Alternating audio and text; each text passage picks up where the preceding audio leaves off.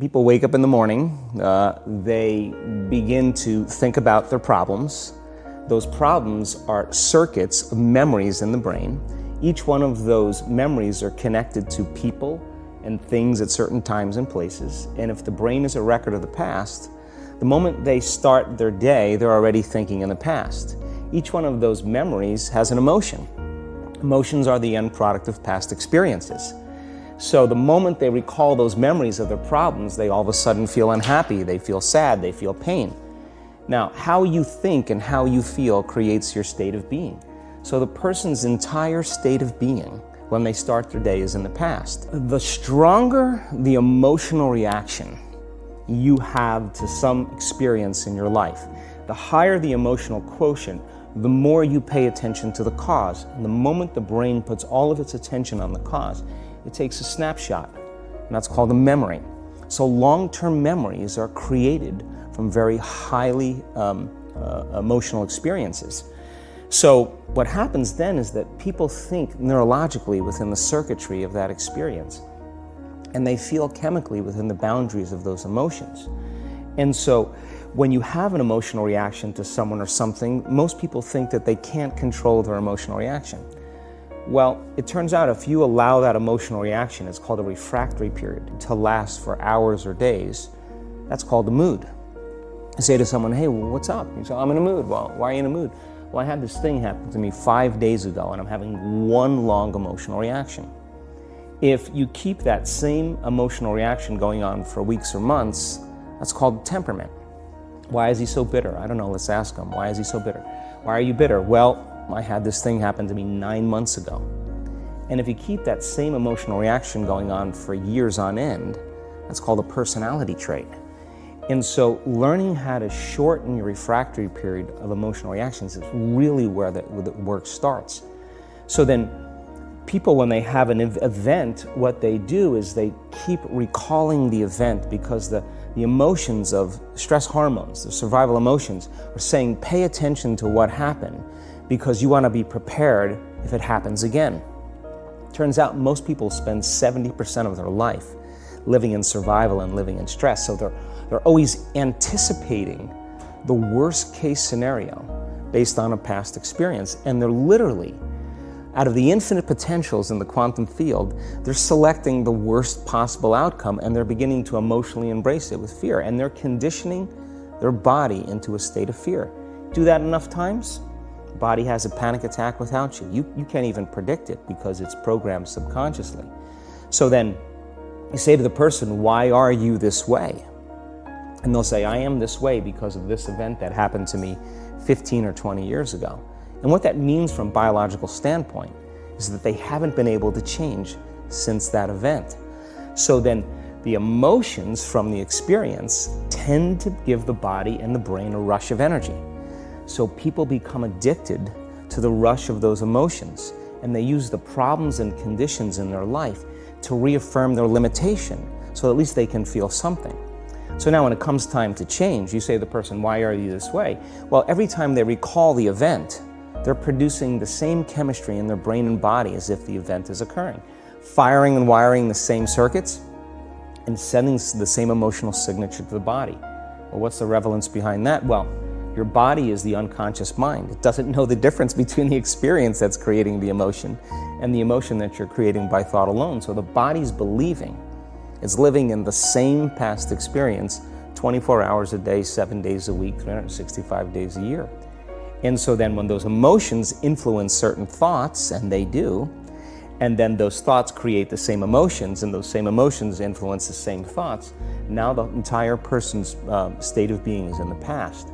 So then the hardest part about change is not making the same choices you did the day before, period. And the moment you decide to make a different choice, get ready because it's going to feel uncomfortable. It's going to feel unfamiliar. I think that the bigger thing is that we keep firing and wiring those circuits. They become more hardwired. So you have a thought and then the program runs. but it's the emotion that follows the thought. If you have a fearful thought, you're going to feel anxiety. The moment you feel anxiety, your brain's checking in with your body and saying, yeah, you're pretty anxious. So then you start thinking more corresponding thoughts equal to how you feel. Well, the redundancy of that cycle conditions the body to become the mind. So now, when it comes time to change, a person steps into that river of change and they make a different choice, and all of a sudden, they don't feel the same way.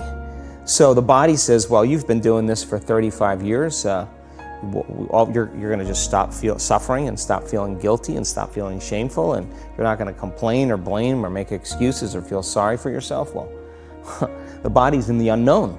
So the body says, I want to return back to familiar territory. So the body starts influencing the mind, and it says, start tomorrow. You're too much like your mother. You'll never change. This isn't going to work for you. This doesn't feel right. And so if you respond to that thought as if it's true, that same thought will lead to the same choice, which will lead to the same behavior, which will create the same experience, which will produce the same emotion. Your body is your unconscious mind. In a sense, if you're sitting down and you start thinking about some future worst-case scenario that you're conjuring up in your mind, and you begin to feel the emotion of that event, your body doesn't know the difference between the event that's taking place in your world, outer world, and what you're creating by emotion or thought alone. So most people then, they're constantly reaffirming their emotional states. So when it comes time to give up that emotion, they can say, I really want to do it. But really the body is stronger than the mind because it's been conditioned that way. So the servant now has become the master.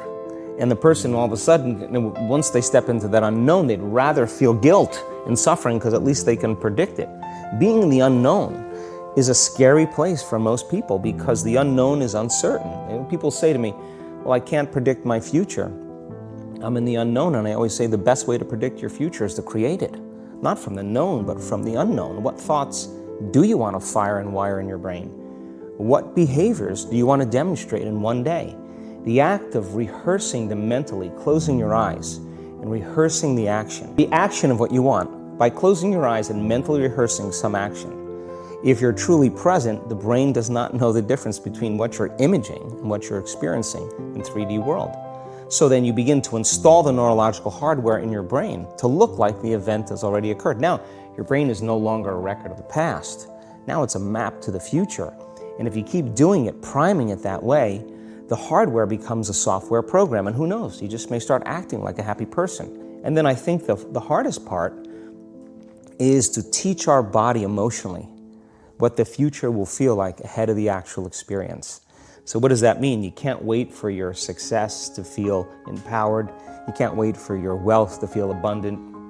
You can't wait for your new relationship to feel love, or your healing to feel whole. I mean, that's the old model of reality, of cause and effect, waiting for something outside of us to change how we feel inside of us. And when we feel better inside of us, we pay attention to whoever or whatever caused it. But what that means then is that from the Newtonian world is that most people spend their whole life living in lack, waiting for something to change out there.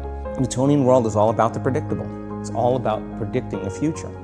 But the quantum model of reality is about causing an effect. The moment you start feeling abundant and worthy, you are generating wealth. The moment you're empowered and feel it, you're beginning to step towards your success. The moment you start feeling whole, your healing begins. And when you love yourself and you love all of life, you'll create an equal. And now you're causing an effect. And I think that's the difference between living as a victim in your world, saying, I am this way because of this person or that thing or this experience. They made me think and feel this way. When you switch that around, you become a creator of your world, and you start saying, my thinking and my feeling is changing an outcome in my life. And now that's a whole different game, and we start believing more that we're creators of reality.